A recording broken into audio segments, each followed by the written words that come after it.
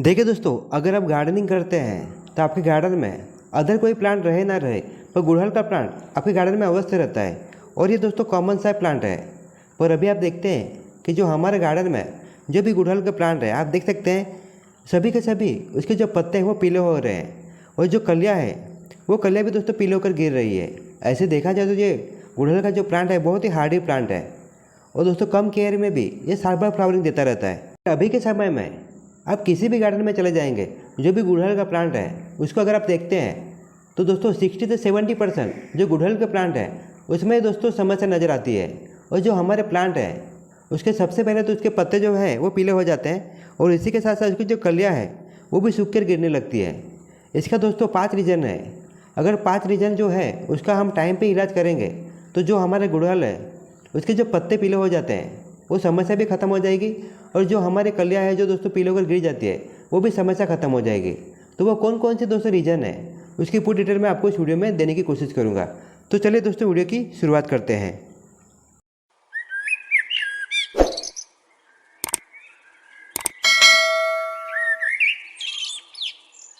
गुड़हल के प्लांट की जो कलियाँ गिरने की जो 5 दोस्तों रीज़न है, उसमें सबसे पहले जो रीज़न है वो धूप। अभी आप देखते हैं कि मई, जून और जुलाई तक जब तक बारिश नहीं होती है, आप देखते हैं कि बहुत ज़्यादा मात्रा में दोस्तों धूप गिर रही है, और तेज़ धूप के कारण जो हमारे प्लांट हैं उसके जो पत्ते हैं वो पीले हो रहे हैं, और इसके साथ साथ जो कलियाँ हैं वो कलियाँ भी दोस्तों पीले होकर गिर रहे हैं, क्योंकि हमारा प्लांट पूरी तरह से ट्रेस में चला गया है। ये आप देख सकते हैं, ये प्लांट के दोस्तों जो पत्ते हैं वो पीले हो रहे हैं, और धीरे धीरे करके ये प्लांट दोस्तों इसके जो भी पत्ते हैं वो सभी पीले हो जाएंगे, और जो कलियाँ है वो पूरी तरह से ख़त्म हो जाएगी। तो इसके लिए सबसे पहले आपके जो प्लांट 7 से 8 घंटे की कंटिन्यू धूप में रहते हैं, उसे ऐसी जगह रखिए जहाँ पे दोस्तों 3 या 4 घंटे की ही धूप आती हो। यानी हमारा जो गुड़हल का प्लांट है उसे ऐसी जगह शिफ्ट करिए जहाँ पे दोस्तों एक तो उसे सुबह की धूप मिलनी चाहिए या फिर शाम की धूप मिलनी चाहिए। जो दोपहर की धूप है वो हमारे प्लांट पे नहीं आनी चाहिए, क्योंकि दोपहर की धूप ये बहुत ही अभी दोस्तों हार्ड है, यानी बहुत ही तेज़ है। इससे जो हमारे प्लांट है वो दोस्तों पूरी तरह से ट्रेस में चले जाते हैं। या फिर आप छाँव के लिए जो ग्रीन नेट मिलती है मार्केट से, उसका भी आप इस्तेमाल कर सकते हैं।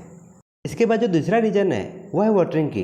कभी कभी हम ज़्यादा मात्रा में वाटरिंग करते हैं, या फिर कभी कभी हम 2 या 3 दिन में एक बार वाटरिंग करते हैं।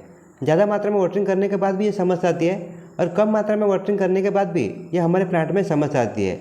इसके लिए आपको एक बात का ध्यान रखना है, जब भी आपको प्लांट को यानी गुड़हल के प्लांट को आपको दोस्तों वाटरिंग करना है तो सबसे पहले उसकी जो मिट्टी है, मिट्टी को हमें हाथ से चेक कर लेना। जैसे मैं आपको दिखा रहा हूँ, अगर इसके ऊपर की मिट्टी यानी 1 से 1.5 इंच की जो मिट्टी है वो पूरी तरह से सूखी रहेगी तो ही हमें वाटरिंग करना है। अगर दोस्तों ये मिट्टी गीली रहेगी तो हमें वाटरिंग नहीं करना है, क्योंकि ज़्यादा मात्रा में वाटरिंग करने के बाद भी हमारे जो प्लांट है उसके जो पत्ते हैं वो पीले होकर गिर जाते हैं, और जो कलियाँ है वो कलियाँ भी दोस्तों पीले होकर गिर जाती है। इसके लिए पहले मिट्टी को आप चेक करिए, और इसके बाद ही आपको वाटरिंग करना है। तो गर्मी के मौसम में जब भी हम हमारे प्लांट को पानी देते हैं तो नहलाते हुए यानी ऊपर से हमें पानी देना है, ताकि जो हमारे प्लांट है उसके पत्तों में नमी बनी रहे। और गर्मी के मौसम में जब भी आप वाटरिंग करते हैं तो दोस्तों एक तो आप सुबह दीजिए या फिर शाम को दीजिए। दोपहर में जब हम वाटरिंग करते हैं तो पहले से जो हमारे गमले की जो मिट्टी है वो गर्म रहती है, अगर उसी में हम पानी देते हैं तो इसके कारण दोस्तों जो पानी वो भी गर्म हो जाता है, और इससे जो हमारे प्लांट है उसके जो जड़ें हैं वो दोस्तों जल सकते हैं। इस बात का आपको ध्यान रखना है। इसके बाद जो तीसरा रीज़न है वो है गुड़ाई। हमारे जो भी प्लांट जो गमले में लगे हुए हैं उसके हर 15-20 दिन में हम गुड़ाई करते हैं। फिर चाहे वो हम लोग फर्टिलाइजर देते हैं या फिर ना देते हो, फिर भी हम लोग गुड़ाई करते रहते हैं। और कुछ हद तक ये दोस्तों अच्छा भी माना जाता है, ताकि गुड़ाई करने से जो दोस्तों एयर की सर्कुलेशन है वो अच्छी बनी रहती है, और जो हमारा प्लांट है उसके जो रूट्स है उसको दोस्तों अच्छी तरह से ऑक्सीजन मिलता रहता है। पर कभी कभी आप देखते हैं तो दोस्तों जो हमारे प्लांट है उसके जो रूट्स है वो ऊपर आ जाते हैं, जैसे मैं आपको दिखा रहा हूँ। और इस टाइम पे अगर आप गमले की मिट्टी का गुड़ाई करते हैं तो जो हमारे प्लांट है और ख़ास करके जो गुड़हल का प्लांट है उसके रूट दोस्तों टूट जाते हैं। और ये हमारा जो प्लांट है ये बहुत ही सेंसिटिव प्लांट है।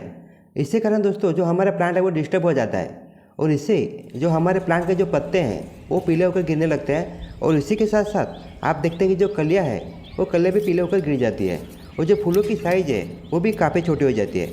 इसके लिए दोस्तों ऐसे जो अगर प्लांट आपको दिख जाते हैं जिसमें दोस्तों रूट्स ऊपर आए हुए हैं, तो सबसे पहले उस प्लांट को आप बड़े गमले में ट्रांसफ़र कर दीजिए। नहीं तो फिर दोस्तों इसको अच्छी तरह से बाहर निकाल कर इसके जो रूट्स है उसकी हार्ड प्रूनिंग कर दीजिए और वापस इसी गमले में लगा सकते हैं। या फिर अगर आपको इस प्लांट को फर्टिलाइजर देना है तो इसकी गुड़ाई मत करिए, और जो फर्टिलाइजर हमें देना है उसे ऊपर से यानी मिट्टी के ऊपर डाल दीजिए और पानी को दे दीजिए। ये भी दोस्तों जो फर्टिलाइज़र है वो अच्छी तरह से दोस्तों मिट्टी में मिल जाएगा। ये भी आप कर सकते हैं। नहीं तो अगर आप गुड़ाई करते हैं तो आपके जो प्लांट में जो भी समस्या है वो आपको नज़र में आने लगेगी। इस बात को आपको ध्यान रखना है। इसके बाद जो कलियों का गिरने का जो नेक्स्ट रीजन है यानी चौथा जो रीजन है वो है कीड़ों का अटैक। दोस्तों गुड़हल का प्लांट ये बहुत ही सेंसिटिव प्लांट है और हमारे गार्डन में जो भी प्लांट लगे हुए हैं सबसे ज़्यादा अगर कीड़ों का अटैक होता है वो गुड़हल के पे ही होता है। इसके लिए आपको हर 15-20 दिन में आपको कोई अच्छा वाला पेस्टिसाइड का दोस्तों स्प्रे करना बहुत ही आवश्यक हो जाता है। नहीं तो आपके जो प्लांट है उसमें बहुत ज़्यादा मात्रा में कीड़ों का अटैक हो जाएगा। आप देख सकते हैं मेरे जो भी गुड़हल का प्लांट है इसमें बहुत ज़्यादा मात्रा में कीड़ों का अटैक हो चुका है। और मेन करके अगर एक प्लांट पे इसका दोस्तों अटैक होता है तो सबसे पहले उस प्लांट को आप दोस्तों अदर प्लांट से अलग कर दीजिए। नहीं तो धीरे धीरे करके आपके जितने भी गुड़हल के प्लांट है सभी पे इसका अटैक हो जाएगा। और ये जो कीड़े हैं जो कलियों का रस है वो दोस्तों खींच लेते हैं और इसी के कारण आपके गुड़हल में जो भी कलियाँ है वो धीरे धीरे करके पीली हो जाती है और एक एक करके सभी गिर जाती है। ना ही बाद में इसमें कलियाँ आती है ना ही फ्लावर होता है। तो आपको इस बात का ध्यान रखना है जब भी आपके गार्डन में कोई गुड़हल का प्लांट में अगर थोड़ा सा भी कीड़ों का अटैक आपको नज़र आ जाता है तो सबसे पहले कोई भी अच्छा वाला पेस्टिसाइड लेकर आप स्प्रे कर दीजिए। नहीं तो अगर आप दोस्तों टाइम पे अगर इसे कंट्रोल नहीं करते हैं तो धीरे धीरे करके ये कीड़ों का जो अटैक है ये काफ़ी बढ़ जाता है। और दोस्तों इसी के साथ साथ जो हमारे अदर प्लांट है इस पर भी दोस्तों कीड़ों का असर आपको नज़र आ जाएगा। तो सबसे पहले आप कोई भी अच्छा वाला पेस्टिसाइड लेकर स्प्रे कर दीजिए ताकि जिसका जो फैलाव है वो वहीं पे दोस्तों कंट्रोल हो सके। तो इस बात को दोस्तों आपको ध्यान रखना है। इसके बाद दोस्तों नेक्स्ट और दोस्तों आखिरी यानी पांचवा जो हमारा रीजन है वो है फर्टिलाइज़र।